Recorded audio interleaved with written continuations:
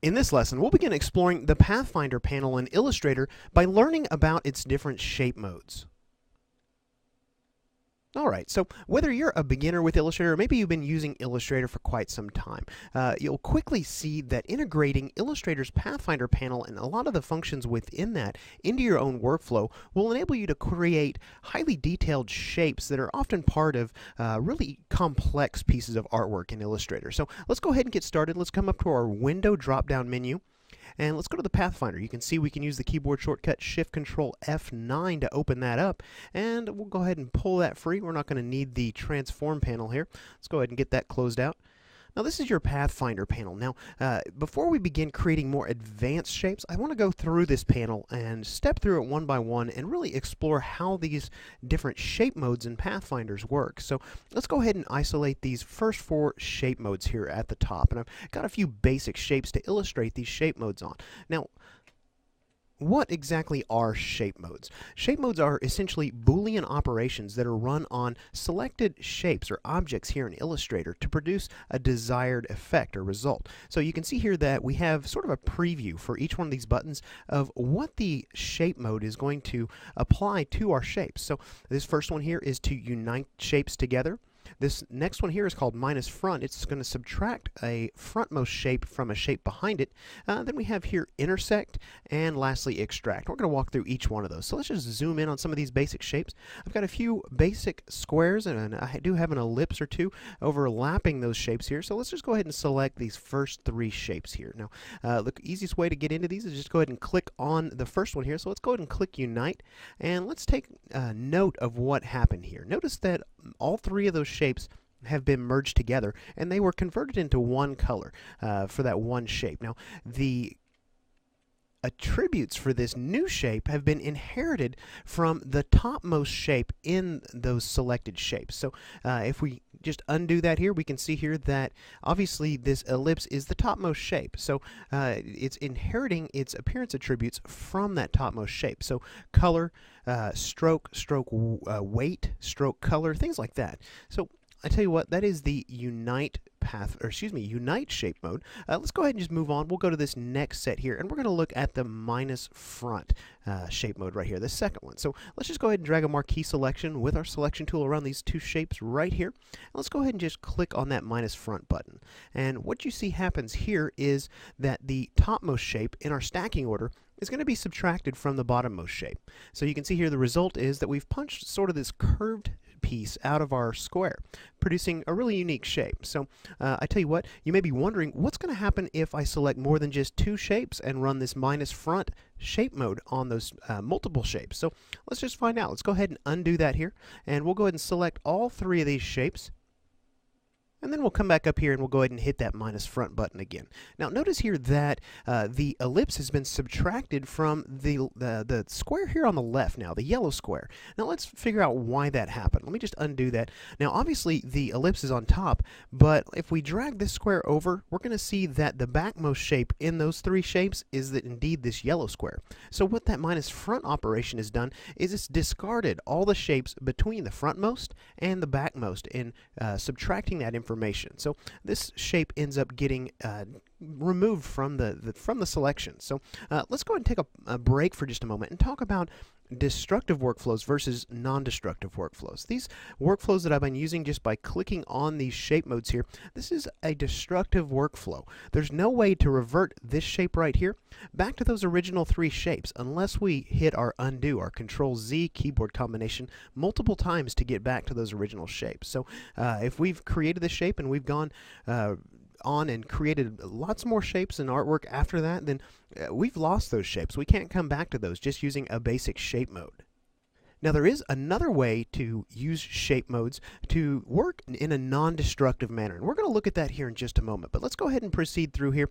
We'll go ahead and again use that minus front operation on those. Let's go ahead and move on to the intersect shape mode here. Now intersect is one of my personal favorites, but the thing you need to remember about the intersect shape mode is that it only works on two selected shapes. So if you go ahead and select three shapes and you try and intersect those, you're going to get an error message, something like this one. It's going to tell you to please select 2 overlapping paths. So just remember 2 shapes for the intersect shape mode. So let me select those 2, and you can probably tell what's going to happen just by the preview here, the icon that's on the button, but let's go ahead and hit that. And what you can see happened here is that the 2 shapes were combined, and the result is only the area where the 2 shapes overlapped. So, and again, those appearance attributes have come in from that topmost object, and all the rest has been trimmed away. Now, in an upcoming lesson, I'll go ahead and show you a really neat technique for using intersect to build on more complex artwork like a logo, but let's go ahead and work through the Pathfinder panel before we get to that. So we'll go ahead and take a look at this last shape mode here. It's called Exclude. Now let's go ahead and just select 2 of these shapes and hit that Exclude button. And you can kind of see that what happens here is almost the exact opposite of an intersect. So with these 2 shapes, basically the area where they overlapped, that portion is removed. Now take note here that what we're left with is a group. We can look here in the control panel in the top left corner, or we can come over here to our appearance panel, and we can see that what we're left with is a group. Now we can always ungroup that by going to Object, Ungroup, which is Control-Shift-G. Then we can just move these individual shapes around if we want to, or we can leave them grouped together. I'll go ahead and undo that. And we could always, if we wanted to make changes to this group, we could either grab individual pieces of it with our direct selection tool, or we can just double click on that group to go into isolation mode and work with the individual pieces of that group. Let me just back out here. Now you may be wondering, what happens if we use that exclude shape mode on more than 2 shapes? Well, I tell you what, it depends on where the position is of those 2 shapes, but let's go ahead and select these 3 shapes right here, and we'll go ahead and exclude those again. Now, again, you can see here that what we're left with is a group, and you can see here that in this case, we have removed that ellipse in exactly the same place on both of these squares, exactly where it overlapped those 2 shapes. Okay, now I mentioned earlier that this is a fairly destructive way of creating custom shapes here using the Pathfinder, because we can't revert back to our original shapes once we've proceeded along far enough to where we've run out of undos. So let me go ahead and show you a non-destructive workflow for using shape modes, but we're going to take a little detour first. If you have watched our Introduction to Illustrator CS5 course, then you're probably familiar with compound paths, and using these shape modes, some of the results will actually give you a compound path. Let me just show you an example. I'm going to select these 2 shapes and hold Alt to make a copy. Let me just go ahead and drag that ellipse all the way over that square, and I'm going to do a minus front command. And you can see here we have essentially punched a hole in our square, and what we're left with is a compound path. Now let me go ahead and show you another example of a compound path here, because this might get a little confusing at this point. I'm going to go ahead and drag in a few more shapes. Let me just make a copy of this shape here. Let's go ahead and make a copy of this one here. And then we'll come down and we'll make a copy of this ellipse right here. We'll just drop it right about there. Now, I'm going to come in here and create a compound path out of these 3 shapes manually. Let me come up to my Object menu, choose Compound Path, and we'll choose Make. That's also the keyboard shortcut Control-8.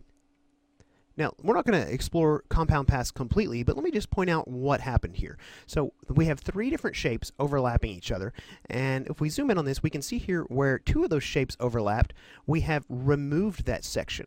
Again, right here where the ellipse overlapped this square, we've removed that section, but where 3 shapes overlapped right here, we have left that selection alone. So a real easy way to remember how that's going to work is that for even number of shapes overlapping, the area is going to be removed. For odd number of areas that overlap, that area is going to be left alone. And you can see here that it, like that little sliver right there, it's left alone. And again, you can see we're left with a compound path. Now I want to show you a couple of other things that are exclusive to compound paths. So if we go ahead and say we wanted to make changes to this compound path, we would have to double click on that and go into isolation mode.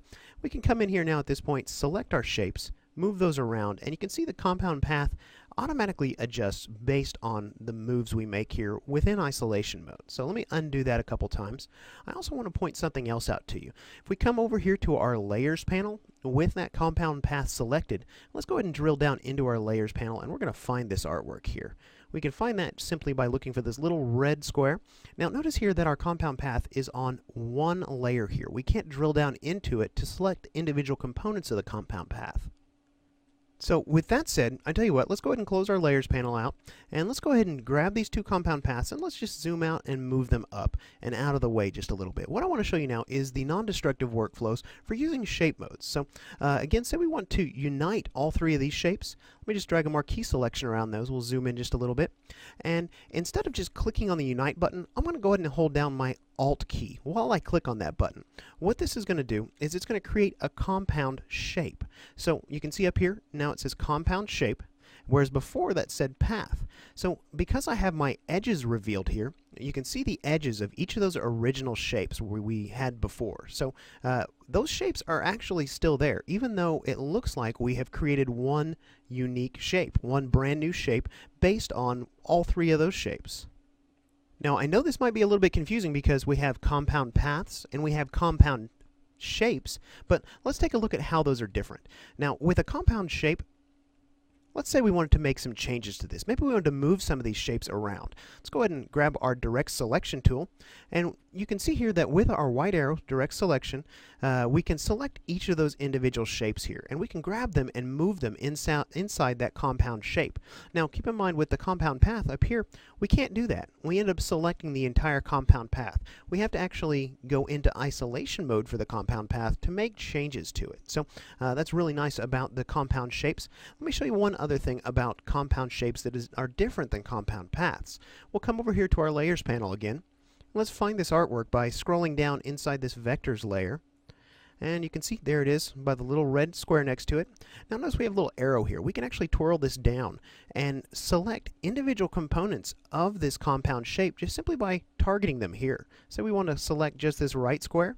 We can target that just so simply by clicking out to the right of that layer here. So they work a little bit differently than compound paths. And let me tell you what, let's go ahead and say we wanted to convert this shape back to its original shapes. Maybe we changed our mind, we want the original shapes again. We can convert that back as easy as just coming up here. And let's go to this little drop down menu. Let me just pull that into view for you. And we can choose Release Compound Shape, just like so. And you can see we're back to our original three shapes. Now let's say that we want to commit to that compound shape. Maybe we decide, yeah, that's a shape that I like, I'm going to keep that. Notice here that this expand button is now available to us. We can expand this compound shape and it'll convert it to just a normal path or a normal shape. We can do that by clicking this button here, or we can come and choose the expand compound shape option right here. So let's go ahead and do that. And you can see that this compound shape has now been converted to a normal shape, and we can see that by the word path up here in the control panel. Now we can actually do that for each one of our different shape modes here. So let's maybe come over here and select a compound shape using the shape mode minus front. By holding down Alt and clicking that, again you can see here we've still got our original two shapes. We can see the outlines of those or the edges of those. Now I do have my edges turned on. If you want to turn yours on, you don't see those, you can come up here to View and choose Show Edges right here. It'll be Control H as the keyboard shortcut. And again, the same thing works here. We can expand that. We can come in and make changes to that using our direct selection arrow, or we can also double click on that compound shape to make changes in isolation mode, just like we did with the compound path. So we'll just go ahead and click out of that, and let's come over here and maybe intersect one. Alt click the intersect button, and again we've used a compound shape to perform that intersect shape mode. And lastly, let's come over here and exclude these three. Alt click that. Now notice that we're still inheriting the appearance attributes from the topmost object. If I go ahead and undo that, again we've got a yellow ellipse on top here, and the new shape ends up yellow. One very important difference to keep in mind between compound shapes and compound paths is that compound shapes are going to inherit the attributes of the topmost object. A compound path is going to inherit the appearance attributes of the bottommost object. So just a nice little bit of information there. So with that said, now that we've gone through the shape modes in our Pathfinder panel here, we're ready to go ahead and move on to the lower half here, which are pathfinders. They work a little bit differently, but in the next lesson, we'll pick up where we're leaving off here, and we'll break down how pathfinders work in the Pathfinder panel.